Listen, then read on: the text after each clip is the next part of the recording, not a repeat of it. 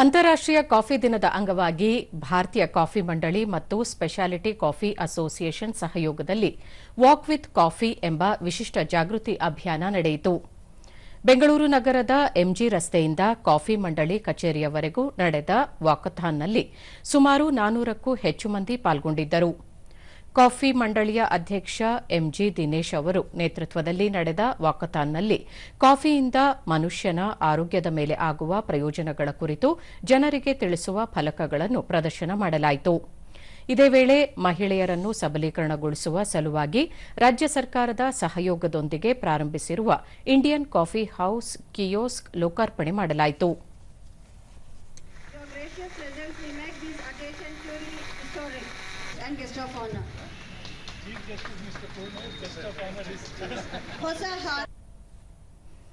Coffee ಮಂಡಳಿ ಅಧ್ಯಕ್ಷ MG Dinesh ಅಂತಾರಾಷ್ಟ್ರೀಯ ಕಾಫಿ ದಿನ ಮತ್ತು ಕಾಫಿ ಸಂಶೋಧನಾ ಕೇಂದ್ರಕ್ಕೆ 100 ವರ್ಷ ಪೂರ್ಣಗೊಳಿಸಿರುವ ಹಿನ್ನೆಲೆಯಲ್ಲಿ ದೇಶದ 10 ರಾಜ್ಯಗಳಲ್ಲಿ ಅಭಿಯಾನ ನಡೆಯುತ್ತಿದೆ.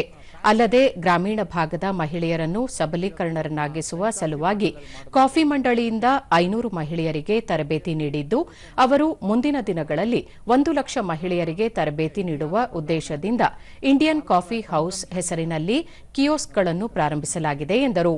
ಈ ದೃಷ್ಟಿಯಲ್ಲಿ ಈ ಯೋಜನೆ ನಡೀತಾ ಇದೆ.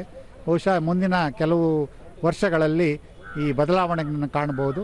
ಈ ವರ್ಷ 100 ವರ್ಷ ನಮ್ಮ ಸೆಂಟ್ರಲ್ ಕಾಫಿ ರಿಸರ್ಚ್ ಸ್ಟೇಷನ್ಗೆ 100 ವರ್ಷ ಆಗಿರೋದ್ರಿಂದ ಒಂದು ನೆನಪಿನಲ್ಲಿಡುವ ಕಾರ್ಯಕ್ರಮ ಇದಾಗಬೇಕು ಅನ್ನೋದು ಇಟ್ಕೊಂಡು ಇವತ್ತು ಇದನ್ನು ಇನಾಗ್ರೇಟ್ ಮಾಡ್ತಾ ಇದ್ದೀವಿ.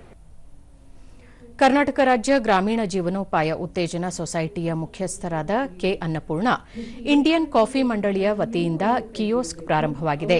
ಈ ಕಿಯೋಸ್ಕ್ಗಳನ್ನು ಮಹಿಳೆಯರೇ ನಿರ್ವಹಿಸಲಿದ್ದು, ರಾಷ್ಟ್ರೀಯ ಗ್ರಾಮೀಣ ಜೀವನೋಪಾಯ ಅಭಿಯಾನದಡಿ ಕೇಂದ್ರ ಮತ್ತು ರಾಜ್ಯ ಸರ್ಕಾರದ ಸಹಭಾಗಿತ್ವದಲ್ಲಿ ಮಹಿಳೆಯರನ್ನು ಆರ್ಥಿಕ ಸಬಲರನ್ನಾಗಿ ಮಾಡುವ ಉದ್ದೇಶ ಹೊಂದಲಾಗಿದೆ ಎಂದರು.